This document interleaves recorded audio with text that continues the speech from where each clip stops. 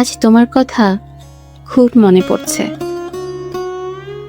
কিন্তু আজ তোমার স্মৃতি ছাড়া আমার কাছে কিছুই নেই।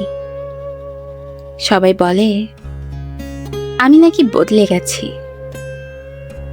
তোমার অবহেলা আমাকে বদলে দিয়েছে। মা বলতো আমি নাকি একটুতেই কেঁদে ফেলি।